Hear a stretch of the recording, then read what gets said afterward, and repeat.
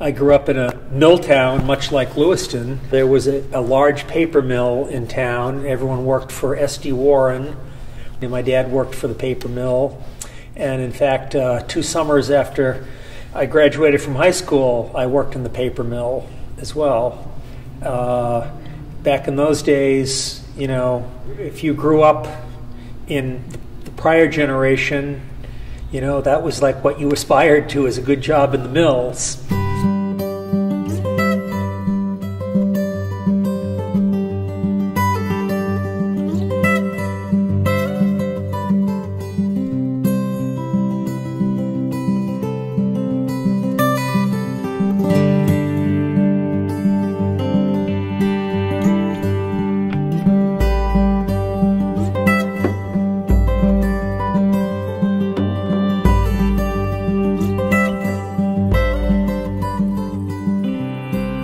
I grew up playing guitar. I saw the Beatles on the Ed Sullivan Show, and I had to go out and get a guitar. And that's what got me, and really, I believe, a whole generation of players started. The first thing that got me interested in building guitars was when I ran into Irving Sloane's book, Classic Guitar Construction, in a bookstore. And the photography was just amazing. It was just so inspiring. And my dad was an amateur woodworker, and he had a woodworking shop. I grew up around tools. My grandfather was a machinist. He had a machine shop. And so the idea of, you know, using tools to make things was not intimidating to me, although I hadn't really spent much time behind, you know, a power saw, bandsaw, or a drill press. But as soon as I had the inspiration to build, the tools were available to me, and someone to teach me to use it if I needed, and I just started building guitars. I started building at a time when the old line companies were probably building the lowest quality stuff in their entire history, mid-70s, and yet the demand was extremely high for instruments, so there was a little bit of an opening to sell a handmade guitar here and there.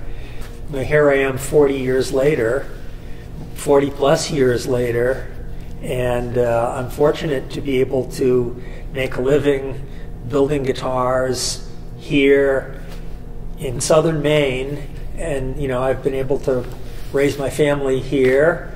They've had the same sort of Maine growing up experience that I had, and have a business that sustains myself and, you know, 15 or more other people. I really enjoy what I do. I enjoy coming to work every day. I enjoy sort of being part of a team.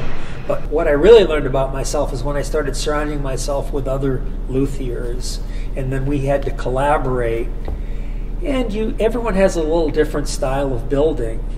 Kind of the way things work here now is I probably have the most experience of anyone here, but people bring different skills and different approaches. You know, we say, well, trying to build this new thing like an armrest, and you might get like 5 different ideas of how to do it. So instead of me stumbling through it, we get to put all the ideas on the table. And, you know, eventually one of them rises to the top, and everyone kind of can see. If you really have an approach, a truly collaborative approach, you don't end up fighting about things. The better ideas just rise to the top, and the other ones just fall to the wayside. Every once in a while you're wrong, and you say, well, maybe we should have tried that. But then you go try that, and you're fine. That's how we do things now, and that has gotten me so much farther than, you know, if I were on my own, I think.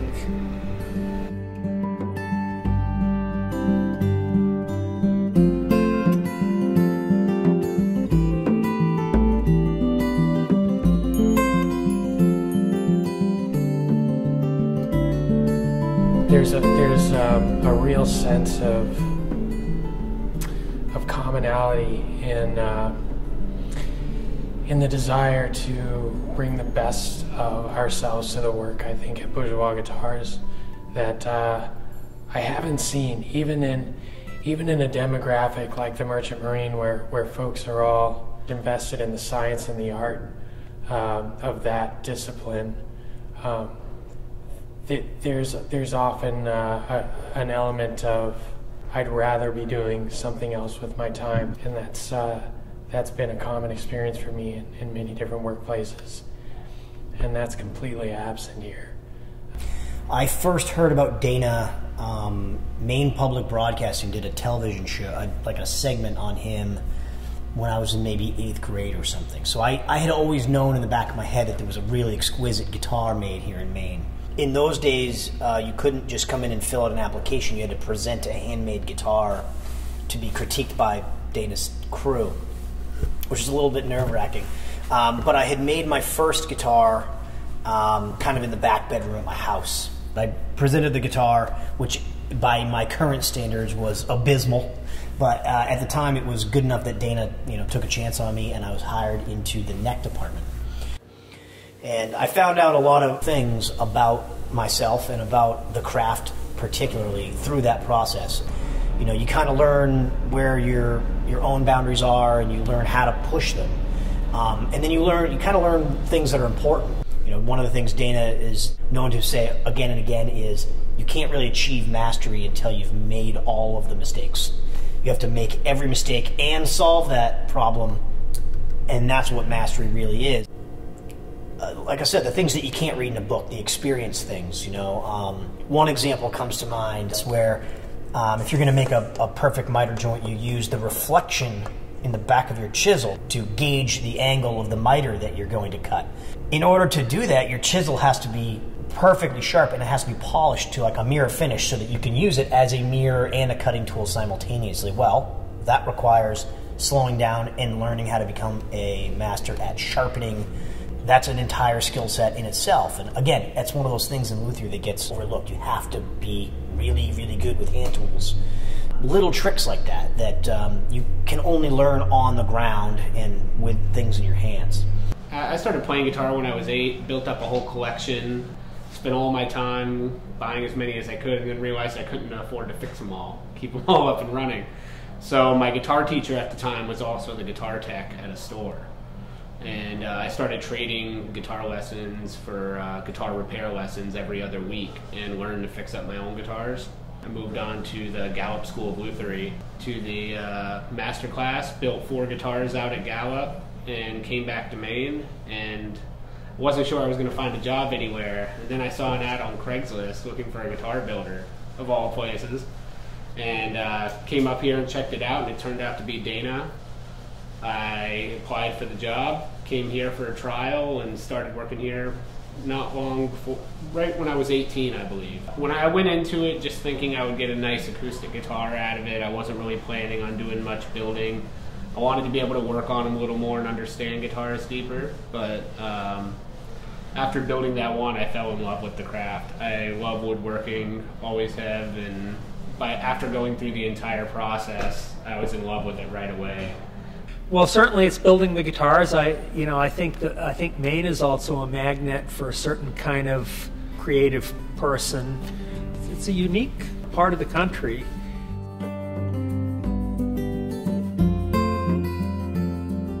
When I was growing up, there were no luthiers, really. I mean, there were big companies, manufacturers, Martin, Fender, Gibson.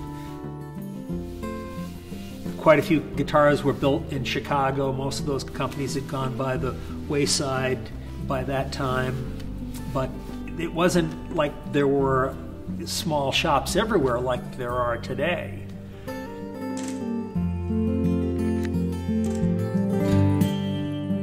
More and more I am letting the people around me, make the decisions on how things get done. In fact, I'm encouraging it.